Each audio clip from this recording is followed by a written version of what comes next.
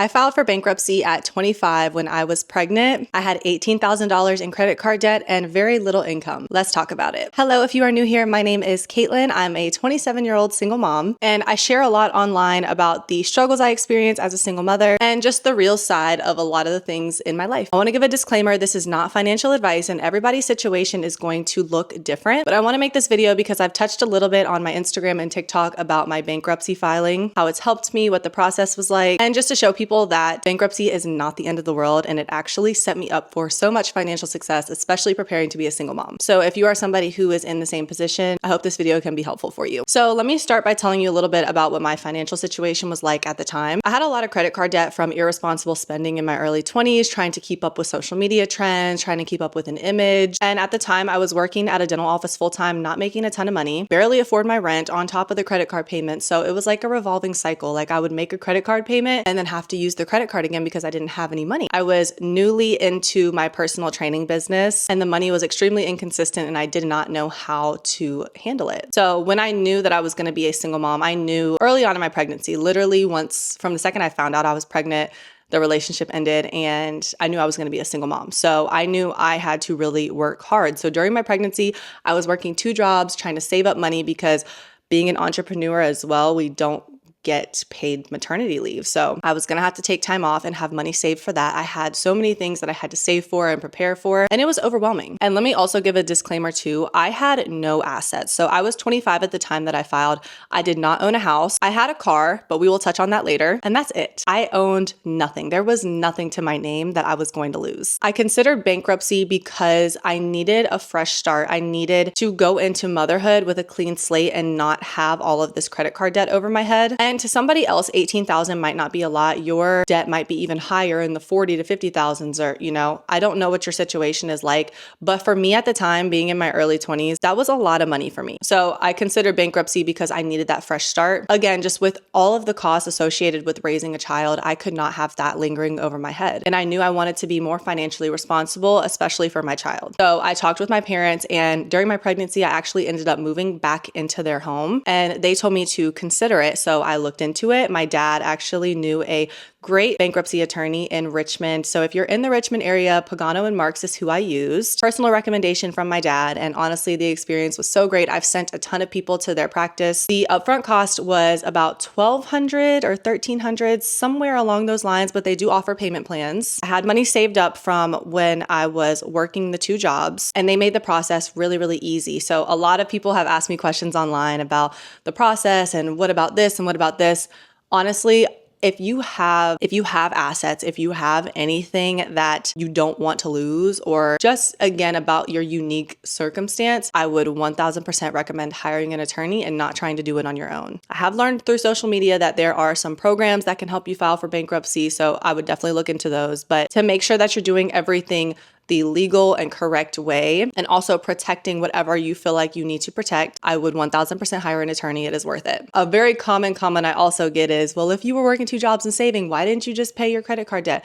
Because I couldn't. If you don't have a kid, then I guess you don't really understand. Or if you're not a single parent, then I guess you don't understand. But childcare is expensive. Cribs, strollers, baby monitors, everything that I had to buy to prepare for my child, I did on my own. And I couldn't do it with the interest rates and everything. I just couldn't do it. So paying the $1,200 versus paying back that $18,000, and all of that $18,000 that I would have paid towards credit cards from being irresponsible in my early 20s, now went toward my child. Just had to address that. So the process with booking an attorney went a little bit like you go in for a consult. They ask you a bunch of questions about your financial situation. Be 1000% honest. They are there to help you and they are there to figure things out with you. So be honest about your situation. Every card that you had. So I think I had a couple cards. I had like American Express, Capital One, the Apple credit card. I had financed my furniture for my apartment at one point. All of that was going to be gone. So again, just be very, very open and honest with your attorney if that's the route that you choose. Filing was fairly simple. They literally did everything for me. I gave them all of my financial records that they requested. I gave them everything that they needed. I stopped paying on my cards. So after that initial meeting, I just stopped paying on my cards. Bankruptcy does tank your credit score. So at that point, I just started saving all of that money. I was paying like $600 $500 a month to her credit card. Again, I just couldn't afford it. So all of that money was now being saved for my son. And I also did not use my credit cards after that at all. Do not use your credit cards. I think it's like 90 days, but don't use your cards. Do not think that you can go and run up these credit cards and then go and file for bankruptcy. It is a hearing. You actually have a court hearing. Mine was over the phone. We'll get into that a little bit later, but you have a court hearing and you may have to explain yourself for certain things.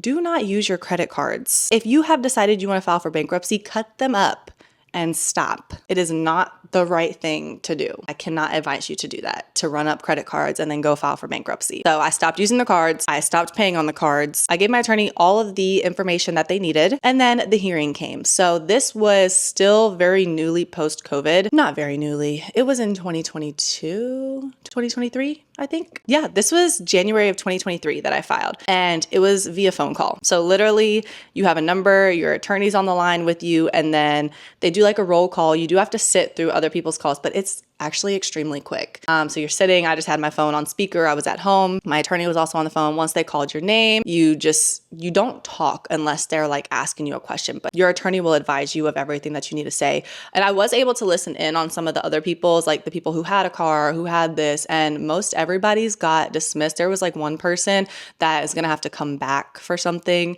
but mine, since I literally didn't own anything, I was able to keep my car. I forgot to mention, I did a Chapter 7 bankruptcy. With the Chapter 7, I was able to keep my car. My car was in my name. I could afford the payment. My car payment at the time was like $290, which is crazy. I missed that car payment, but Chapter 7 is a liquidation. Everything gets discharged and sold off. The difference, like if you are a homeowner or you have other assets, you might have to go the Chapter 13 route, which is where a repayment plan is made. And I do know for Chapter 13, there's no income requirement for that, but Chapter 7, you have to have an income requirement. It's typically for more low income. And like I said at the time, I was super broke and pregnant. With the Chapter 13, you do get to keep all of your property. I do know that. Chapter 7 and can be a little tricky. So that's why I do say to consult with an attorney if you own any assets. So the call was really quick. I just had to say yes or no to like 3 questions, and then that was it. Part of the Chapter 7 filing also is taking this like credit course thing. You have to do that. I can't remember if I did it before or after. I'm pretty sure it's before. That would make sense to do it before. You have to log in and do this like credit course. Basically just, they want to know that you're not going to do this again. And so they teach you a little bit about financial literacy, credit, how it works, all of that. To take this little course, it took me like less than a couple hours to do. So what happens after your hearing? Personally, what I did after that, it does take about 3 to 4 months for everything to get completely discharged. My credit score dropped to like a 5 something, which was crazy, but hear me out.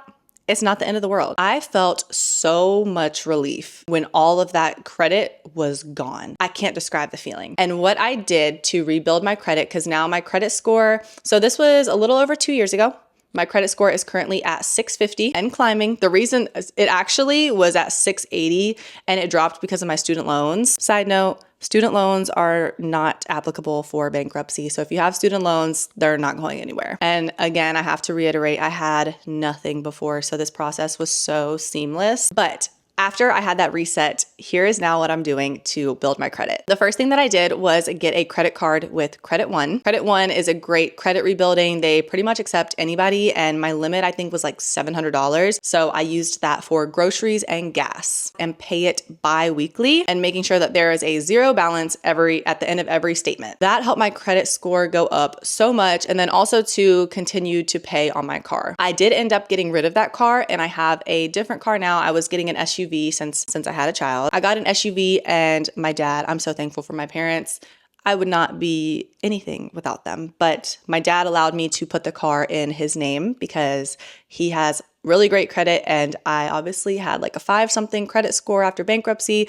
I ended up getting my car in November and I filed bankruptcy in January. So my credit was not anywhere near ready at that time. It does take about 2 years to have a good standing. But let me tell you how great things get after those 2 years and why those 2 years I felt nothing from the bankruptcy. There was nothing different about my day-to-day life the past 2 years except no stress from paying off credit card debt. It is a slow rebuild, yes, but I'm in a completely different stage of life than some of you might be in. I rent an apartment. I'm a single mom. I don't plan on buying a home by myself. Before I got this SUV in my dad's name, I was thankful to have a car. That got me from point A to point B. I wasn't planning on making any extravagant purchases or taking out any business loans or doing anything like that. So it was the perfect time of life for me to do that. And let me remind you too, 2 years is not a setback. And you can do so much to build yourself up within that time that's going to set you up for success for life to come, especially if you have kids. It gave me such a clean slate. And I was able to get another card with Capital One. I actually have now qualified for the Capital One Venture X card, which is a travel rewards card. And I've been able to travel from the points that I get from that. I use that card for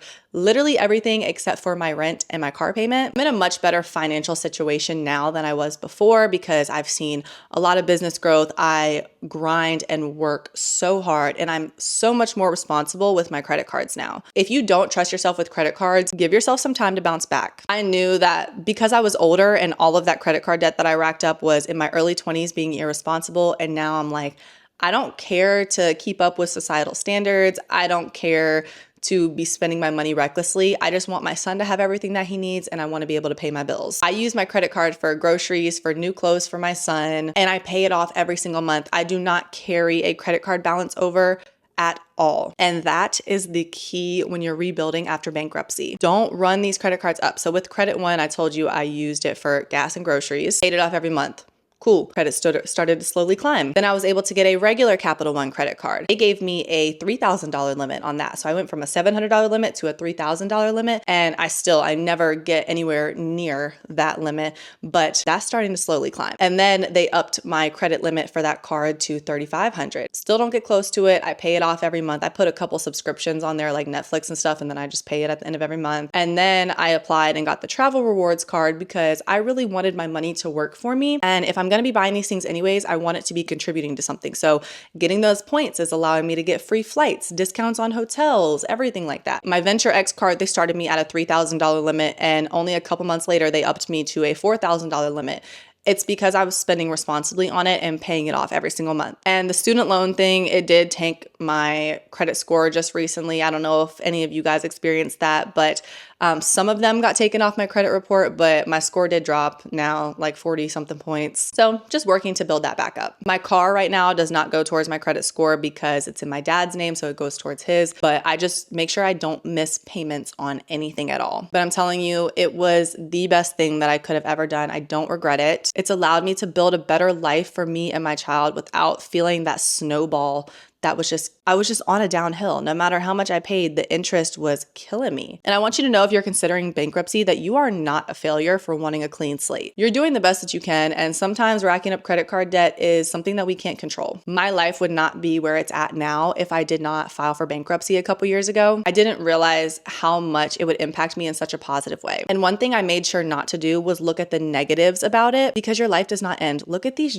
giant corporations and these rich people who file for bankruptcy so many times. They do it for a reason, because it doesn't kill you. It's okay if you've made mistakes and overspent and need a fresh slate. It's okay if you've had to use credit cards for basic necessities. You are allowed a clean slate in life, and I want you to give yourself that. I do 1000% again recommend that you hire an attorney for this. Price is worth it to make sure that you're doing this correctly and getting the most out of it and doing what's going to be best for you and your life. This is just the honest truth about my situation and how it has helped me as a single mother. I don't have all the answers, but I can help a little bit. So if you have any questions at all, please drop them below and I'll do my best. If I'm not 100% sure, again, please book a consult with a local attorney, or if you're in the Richmond area, Pagano and Marks is great. But let me be the proof that filing for bankruptcy does not end your life. And with hard work and a couple mindset shifts, you can become extremely financially responsible and have a better life for you, and if you have kids, your kids as well. I hope this was helpful for you. If you want to see more of my life and hear more of me yapping about things that I've been through, make sure you subscribe to my channel and like this video. It's the best support that you can give me. Talk to you guys soon. Bye.